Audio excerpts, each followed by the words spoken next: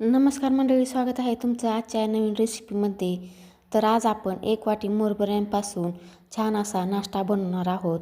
खूप छान असा हा नाश्ता तयार होतो. चला तर मग रेसिपीला सुरुवात करूया. इथे मी 1 वाटी मुरमुरे घेतलेले आहेत. मुरमुरे आपल्याला छान असे गरम करून घ्यायचे आहेत. मुरमुरे गरम झालेले आहेत, एका वाटीमध्ये काढून घेऊ आणि त्यासाठी लागणारं साहित्य पाहू. तर इथे मी 1 टोमॅटो घेतलेला आहे, 1 सिमला मिरची घेतलेली आहे, 1 कांदा घेतलेला आहे, थोडीशी कोथिंबीर आणि 2 ते 3 तिखट हिरवी मिरची घेतलेली आहे. तर हे आपल्याला छान असं बारीक कट करून घ्यायचं आहे. इथे आपल्या भाज्या बारीक कट करून झालेल्या आहेत. हिरवी मिरची तुम्ही जर लहान मुलांसाठी बनवत असाल तर नाही टाकली तरी चालेल. तर आपले मुरमुरेसुद्धा थंड झालेले आहेत. इथे मी मिक्सरचं भांडं घेतलेलं आहे, त्यामध्ये आपल्याला मुरमुरे टाकायचे आहेत. त्यानंतर आपल्याला 2 चमचे दही टाकायचं आहे.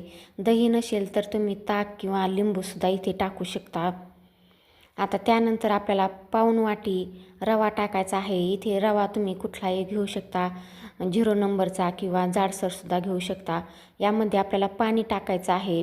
जेवढं आपल्याला पाणी बारीक करण्यासाठी लागणार आहे तेवढं इथे पाणी टाकून आपल्याला बारीक करून घ्यायचं आहे. तर इथे तुम्ही पाहू शकता छान अशी आपली बारीक पेस्ट तयार झालेली आहे. तर इथे तुम्ही पाहू शकता अशाच प्रकारे आपल्याला ठेवायचं आहे. जास्त पातळ करायचं नाही किंवा घट्टसुद्धा करायचं नाही. तर आता हे एका बाउलमध्ये काढून घेऊ.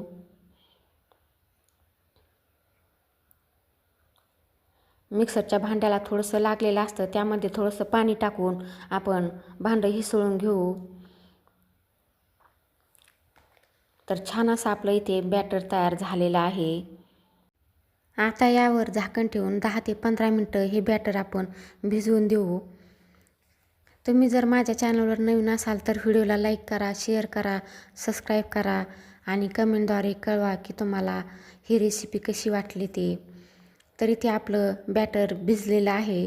यामध्ये आपण कट करून घेतलेल्या भाज्या टाकायच्या आहेत. तर थोडंसं मी टमाटर, सिमला मिरची, कांदा बाजूलासुद्धा ठेवणार आहे, कारण आपण वरूनसुद्धा यावर टाकणार आहोत. तर कांदा मी टाकलेला आहे, टोमॅटोसुद्धा टाकलेला आहे, कोथिंबीर टाकायची आहे. त्यानंतर कट करून घेतलेली हिरवी मिरचीसुद्धा टाकायची आहे. इथे शिमला मिरचीसुद्धा टाकायची आहे. तर जेवढ्या भाज्या मी यामध्ये टाकलेल्या आहेत त्यामधल्या मी थोड्या भाज्या शिल्लक ठेवलेल्या आहेत.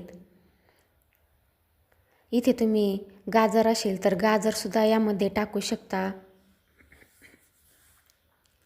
भाज्या टाकून झाल्यानंतर मिक्स करून घेऊ.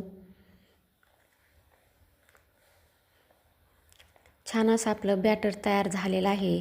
जास्त पातळसुद्धा नाही किंवा घट्टसुद्धा नाही.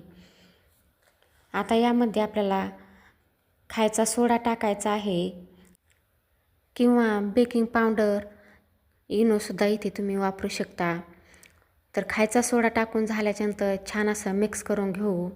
तर आपलं बॅटर छान असं तयार झालेलं आहे. आता आपण छान असे उत्तप्पा तयार करून घेऊ. तर इथे मी गॅसवर पॅन ठेवलेला आहे. पॅनला आपल्याला थोडंसं तेल लावून घ्यायचं आहे. तेल आपल्याला सगळीकडे लावून घ्यायचं आहे. बॅटरमध्ये आपलं मीठ टाकायचं राहिलेलं आहे. तर इथे मीठ आपल्याला चवीनुसार टाकायचं आहे.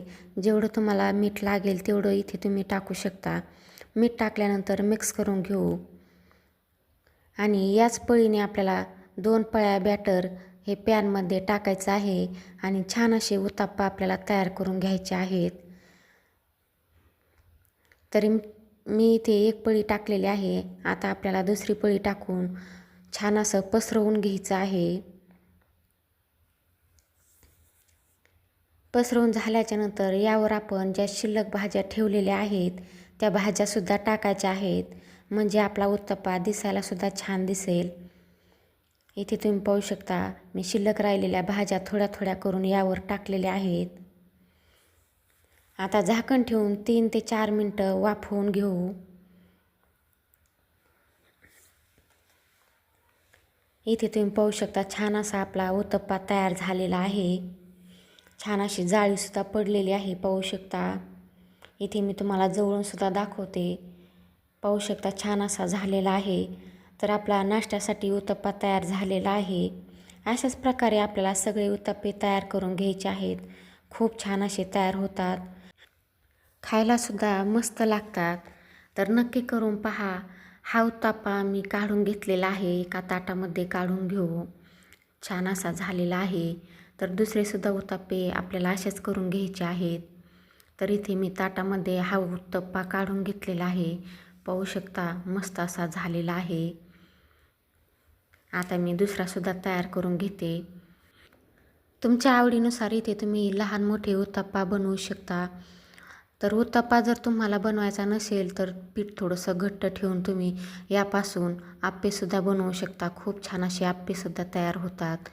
तर इथे मी दुसरासुद्धा उत्तप्पा तयार करून घेतलेला आहे. लहान मुलं खूप आवडीने हा उत्तप्पा खातात. झाकण ठेवून वाफवून घेऊ. तर इथे मी तुम्हाला उत्तप्पा दाखवते. किती मऊ लुसलुशीत असा आपला उत्तप्पा तयार झालेला आहे आणि जाळीसुद्धा छान पडलेली आहे. व्हिडिओ आवडला तर लाईक करा, शेअर करा, सबस्क्राईब करा. चला तर मग पुन्हा भेटूया पुढील एका अशाच रेसिपीमध्ये. इथे मी तुम्हाला उत्तप्पा तोडूनसुद्धा दाखवलेला आहे.